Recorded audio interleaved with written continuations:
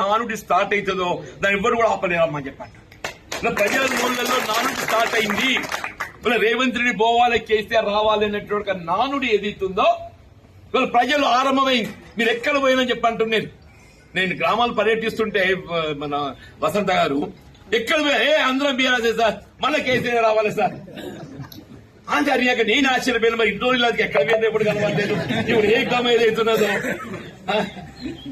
అంటే నిజంగా చెప్పంటున్నా హరిచరణ్, ఇటువంటి ఒక వేదిక ఏర్పాటు చేసి పాత మిత్రుల కలయిక నువ్వు దేన్ని అన్న ఏమని బాబు చెప్పంటున్నా. మరి నేనేదైతుందో నాకు రాజకీయంగా ఇది ఒక నూతన అధ్యాయం అయినప్పటికీ కేసీఆర్ గారితో కలిసి ప్రయాణం చేయడం ఒక గొప్ప అనుభూతి అని చెప్పండి. కేసీఆర్ గారితో కలిసి ప్రయాణం చేసుడు ఒక గొప్ప అనుభూతి అని చెప్పండి. గతంలో వారితో కలిసి ప్రయాణం చేసిన నాకు ఆ అనుభూతి ఫలాలు నేను నెమరు వేసుకుంటా అప్పుడప్పుడు. నిజంగా రాజకీయాల్లో ఏదైతుందో ఇవాళ నీ నానే భేద భావన లేకుండా అసలు దాని అవసరం గుర్తింపు ఇక్కడ బోర్నపల్లి వంతెన దగ్గర ఏదైతే మా రవి కేరక బోర్నపల్లి వంతెన 70 కోట్లతో అవుతుంది. మరి మొట్టమొదటి సమావేశం నేను కరీంనగర్ సమావేశం కోరడంతో ఏదైతుందో ఫస్ట్ 70 కోట్లతో సైకిల్ ఇచ్చిన.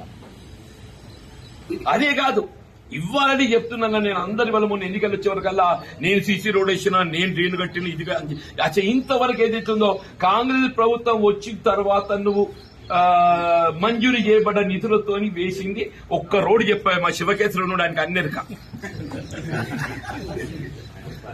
జరిగే పనులను ఎక్కడియో పాత గాత టీఆర్ఎస్ ప్రభుత్వంలో 50 కోట్ల రూపాయలు దాన్ని ఏమంటారు తెలంగాణ ఏదో ఫండ్ వచ్చింది కదా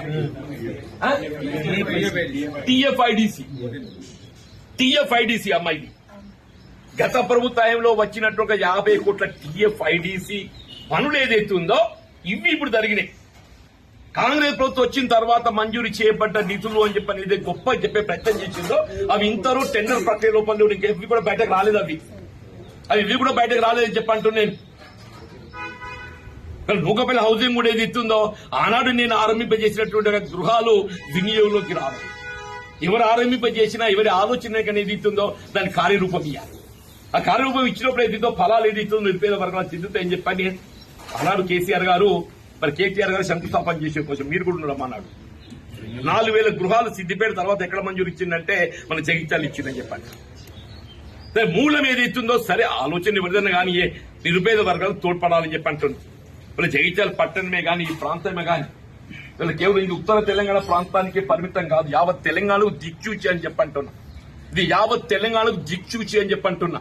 కాబట్టే వారు కేసీఆర్ గారు ఏదైతుందో జగిత్యాలలో బహిరంగ సభ ఏర్పాటు చేయాలని చెప్పి తలంచి వారి వీళ్ళ జగిత్యాలలో బహిరంగ సభ ఏర్పాటు చేసి తలంచడానికి కారణం ఏదైతున్నదో వాళ్ళ ఏ ఉత్తర తెలంగాణకు జగిత్యాల ఏదైతుందో నడిగడ్డ ఇది ఏదైతే దిక్కు భావిస్తామో ఉత్తర తెలంగాణ యావత్ తెలంగాణకి ఏదైతుందో ఇది మార్గదర్శనం కాబోతుందని చెప్పండి.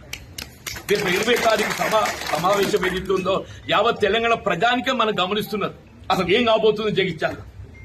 వాళ్ళు ఒకప్పుడు ఏదైతుందో 78లో జగిత్యాల జైత్ర యాత్ర అది జగిత్యాల జైత్ర యాత్ర చర్చలు ఉండమ్మా. ఇప్పుడు కేసీఆర్ గారి యొక్క జైత్ర యాత్ర ఏదైతుందో మళ్ళీ చర్చకు రాబోతుందని చెప్పండి.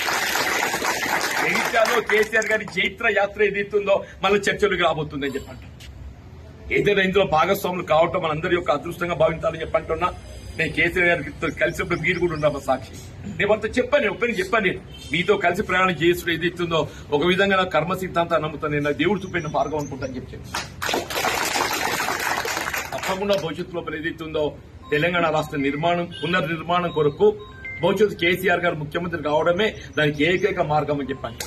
కేసీఆర్ గారు ముఖ్యమంత్రి కావడానికి కొరకు తిరిగి రాష్ట్రంలో బీఆర్ఎస్ ప్రభుత్వం ఏర్పడటానికి కొరకు అందరం కూడా కలిసి కట్టుగా ఏదైతుందో మరి కలిసి ప్రయాణం చేద్దాం. మరి బీఆర్ఎస్ పార్టీ బలోపేతం దానికోసం అందరూ కృషి చేద్దామని చెప్పి అంటున్నా. ఇందులో భాగంగా సోదరుడు హరిచరణ్ పాత మిత్రుడు వాళ్ళు ఇక్కడ జిల్లా పరిషత్ వైస్ చైర్మన్ గా ఇప్పుడు కృషి చేసిండు.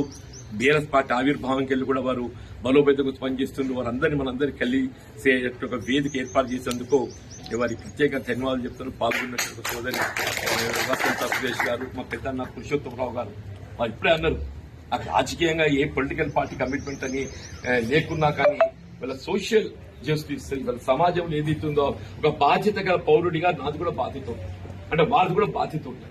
ఆ బాధ్యత నిర్వహణలో ఏదైతుందో నేను తప్పకుండా నాకు జీవన్ రెడ్డి గారి సూచన ఇస్తానని చెప్పి వారు ముందుకు వచ్చినందుకు వారికి హృదయపూర్వక ధన్యవాదాలు చెప్తామని చెప్పంటున్నా.